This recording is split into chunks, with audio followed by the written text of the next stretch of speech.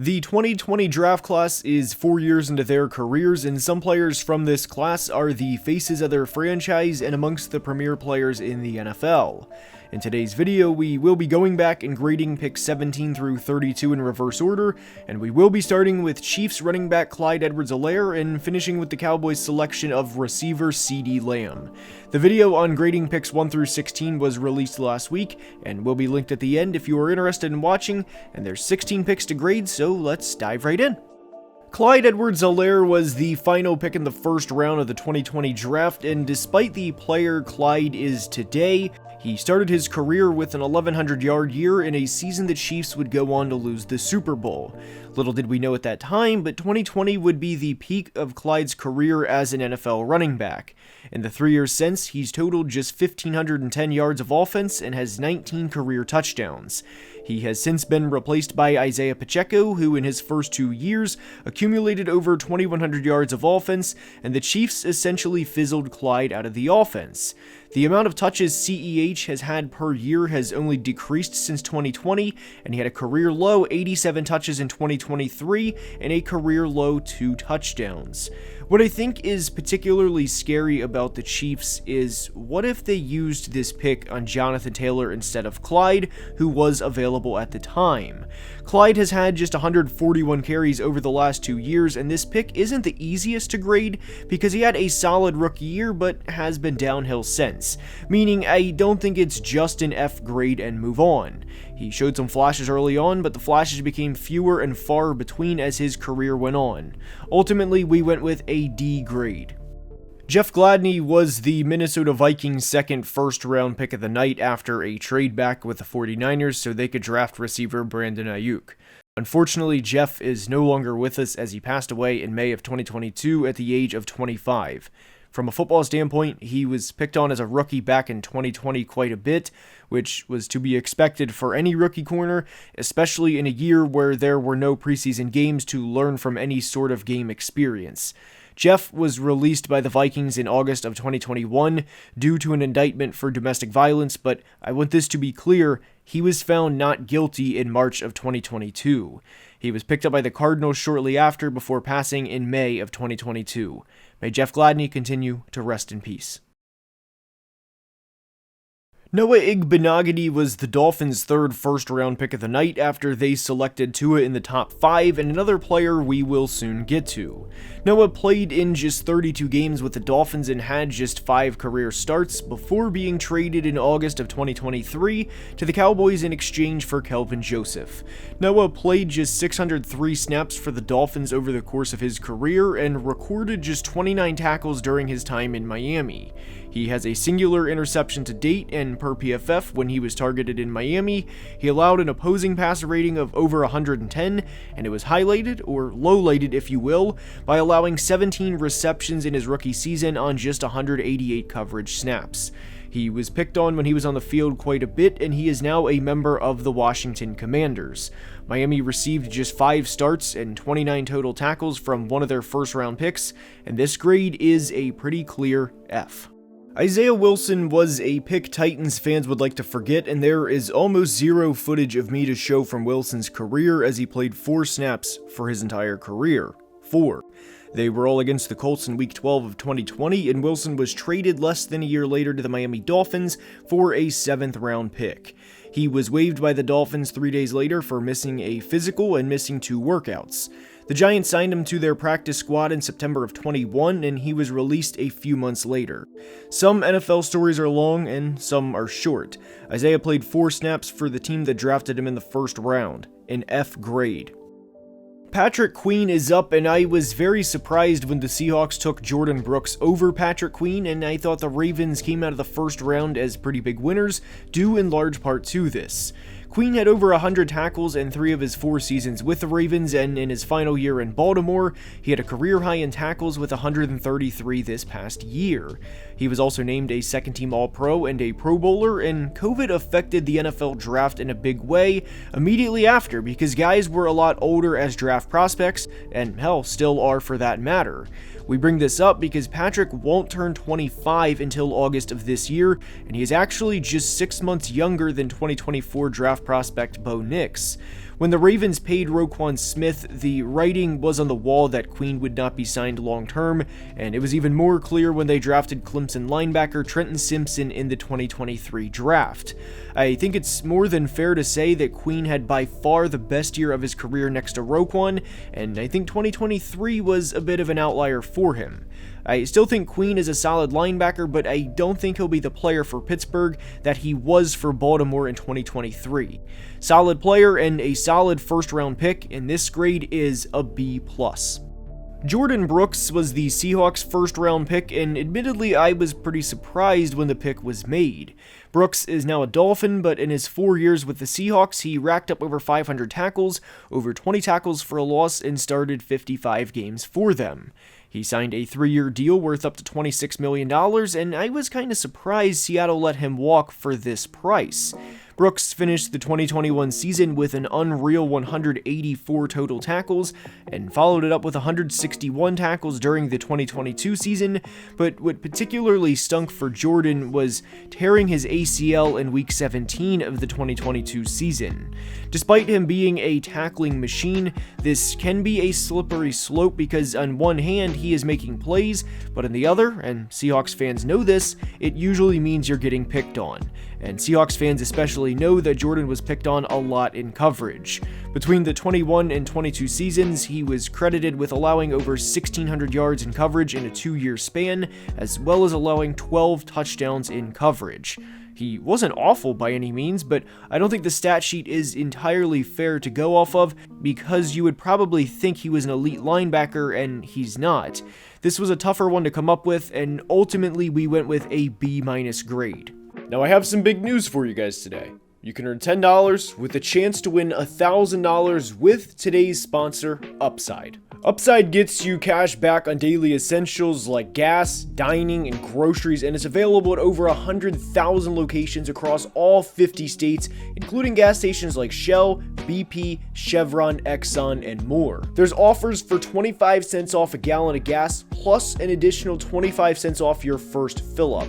With over 100,000 locations across all 50 states, there's opportunities for cashback seemingly everywhere. It's easy to use. Download, create an account in less than a minute, then use the map function and use any cashback offer in the area and tap the one that you want. Frequent Upside users earn over $300 in cashback every year, and as a bonus, they are giving away $30,000 in the next 30 days. So click the link in the description or scan the QR code, sign up for Upside, then complete your first purchase through the Upside app to unlock your $10 gift card, then have a chance to win $1,000 every day for the next 30 days. This is a limited time offer, so don't miss your chance to earn cash back on things you're already doing.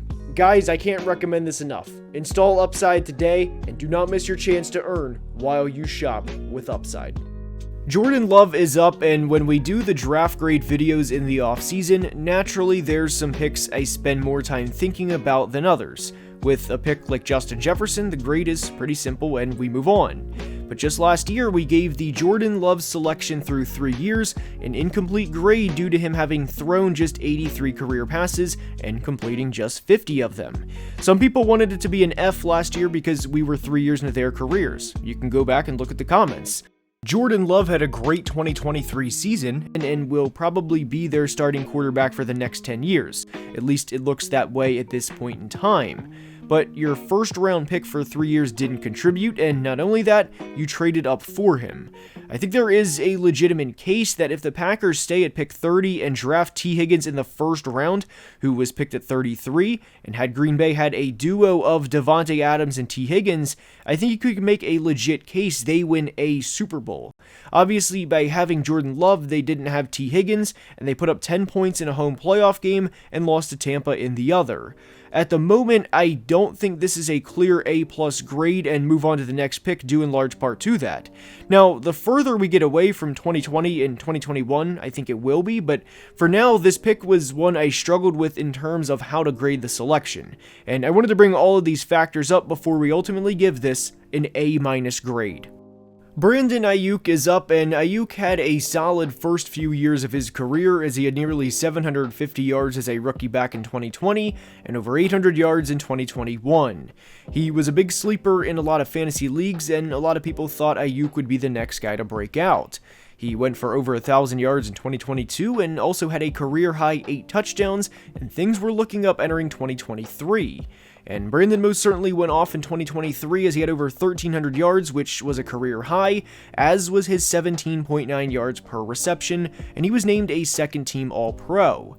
Aiyuk has over 3,900 career receiving yards and has tacked on 25 touchdowns and has been a very, very good receiver for the 49ers. We're now at a point where Brandon will get paid, and it's not a matter of if, it's a matter of when. The only question is by whom will Brandon get paid? There's been a lot of rumors about Aiyuk getting traded, and if Brandon were to get traded, he would probably net at least a first-round pick. He was the 49ers' second first-round pick of the night, with the other being Javon Kinlaw, and he was easily worth the trade up from pick 31 to ensure the 49ers got their guy. 4 years later, this is an A grade. Cesar Ruiz is up, and this is a tricky pick to grade for a few reasons. Ruiz had a pretty good 2022 season, and the Saints rewarded him with a 4-year, $44 million contract extension prior to the start of the 2023 regular season. I didn't hate the contract extension, and it's not like this contract severely cripples the Saints amongst all of their other cap issues, but Ruiz had a down year in 2023 relative to the player he was the year before. He got worse across the board and allowed a career-high 5 sacks. The Saints also couldn't run the ball really at all in 2023 as they finished 31st in yards per carry as a team, despite finishing 10th in rushing attempts as a team, but it also wouldn't be fair to attribute the entirety of the Saints' failures as a team running the football solely on Cesar Ruiz. Everyone on the Saints' offensive line had a piece in this, but it's not like Cesar was the best of the bunch and was an all-pro while his teammates were bad. Ruiz will play this season at just 25 years old, and I still think he can improve as a player, but I don't think he'll ever be an elite guard by any means. He'll probably play for the Saints for 6 or 7 years and start around 80 or 90 games for them, and the reality is, you can do a lot worse in the first round than Cesar Ruiz, and I mean a lot worse. Ultimately, we gave this a C+ grade. Kenneth Murray was the Chargers' second first-round pick of the night, and it was a long 4 years in LA for Kenneth. Sure, he racked up tackles as he had 2 seasons with over 100 tackles, including his rookie year back in 2020, but it was rough watching Murray on tape at times. He missed a lot of gaps in the run game, he would get burnt in coverage pretty regularly, and he signed with the Titans this offseason. I was very surprised when Tennessee gave him a 2-year, $18 million deal, as I don't think Kenneth's play equates to a $9 million per year contract. I don't think Murray has the instincts a good linebacker in the NFL does, and I think it shows regularly on tape. There was a reason the Chargers let him go and didn't bother trying to retain him. I think a play that sums up Murray's tenure as a Charger is a screenplay here against the Vikings, where Kenneth just watches everything unfold right in front of him and can't get around the offensive lineman and drifts back while the pass catcher is moving towards the end zone, only for Derwin James to save the day. Kenneth will make a lot of tackles down the field, and if in the scenario he chooses the right gap, but he was a big liability for LA over the past few years, a C- grade. Justin Jefferson was the Vikings' first-round pick of the night, and this pick was a bit of a surprise due in large part to the Eagles' selection of receiver Jaylen Reger. Minnesota acquired this pick from Buffalo after trading star receiver Stefon Diggs to the Bills, and yes, there were multiple other picks involved, but pick 22 was the main piece for Minnesota. All Justin did in year 1 was go for 1,400 yards, and all he did in year 2 was go for 1,600 yards and 10 touchdowns. Not a bad first 2 years by any means, and in year 3, he would go on to win the Offensive Player of the Year and set the franchise record in receiving yards, meaning even more yards in a year than the great Randy Moss had, as he finished with 128 receptions and had over 1,800 yards. Justin has the most receiving yards of any player in NFL history through their first 4 years, and that's despite missing 7 games during the 2023 season. Even despite missing those 7 games in 2023, Jefferson still managed to go for over 1,000 yards, and the question now is, who will throw him passes for the next few years? There's everything you hope for in first-round picks, which would be a perennial 1,000-yard receiver, and then there's more. Jefferson is more than the Vikings could have ever hoped for. To the crowd that wants an S tier or an A++, this would certainly apply, and we may disagree about some grades in today's video, but this isn't one, an A+ grade. Jaylen Reger is up, and this is a selection Eagles fans would like to forget. Whenever an SEC receiver that just won a national championship, had over 1,500 yards and 18 touchdowns fell into their laps, Eagles fans thought they were going to take Justin Jefferson. But Howie Roseman shocked everyone and made TCU's Jaylen Reger the pick, and out of all of the great things Howie has done over the past few years, this is certainly not one of them. Reger had 396 yards in his rookie season on 31 receptions, and followed it up with 299 yards in his second season along with 2 touchdowns. Just before the 2022 season started, the Eagles traded Reger to the Vikings of all teams, which made Jaylen and Justin Jefferson teammates just a little over 2 years after being in the same draft class. About a year later, Reger was released by the Vikings and picked up by the Patriots, which is where he is today. The worst part about the selection is I think you can legitimately make a case that the Eagles win a Super Bowl if they take Jefferson in place of Reger. Jaylen finished his time in Philly with 695 yards and 3 touchdowns, and 4 years later, this is an F grade. Cevan Chason was the second LSU player taken in the first round after Joe Burrow, and there was a lot to like about Chason as a prospect. He was a high-character locker room leader, he was a smart guy both on and off the field, and he was a very agile pass rusher, and it showed on tape. I thought Chason had a decently high floor as a prospect, and I thought he could be a 6 to 7 sack guy for most of his career, at minimum that is, and be a double-digit sack guy a few times in his career. But it never worked out like that, and there was a reason the Jags took Travon Walker with the number 1 overall pick less than 2 years later. Lifetime, he's played over 1,300 snaps, and to Chason's credit, it's not because he's been injured, meaning credit to him for having the best ability, which is availability. He's played in 57 career games, but has just 73 total tackles and registered just 5 sacks. Chason is a draft bust, but as you've seen with some of the other busts in today's video, he's not to that level. There's certainly levels to being busts, and Chason is not an all-time one that set the franchise back years by any means, but this is an F grade. The Raiders had 2 first-round selections, with the first of course being receiver Henry Ruggs, and the second was corner Damon Arnette. I liked the Ruggs selection a lot when it was made, but the Arnette selection to me was the biggest head-scratcher of the entire first round.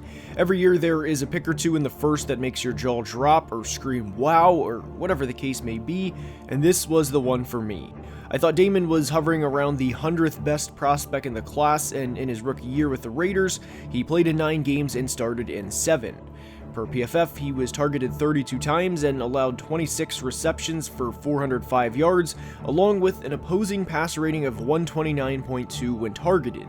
For reference, Patrick Mahomes' passer rating in the 5,000-yard, 50-touchdown season was 113.8, so not only was Arnette overdrafted, but he played like it too.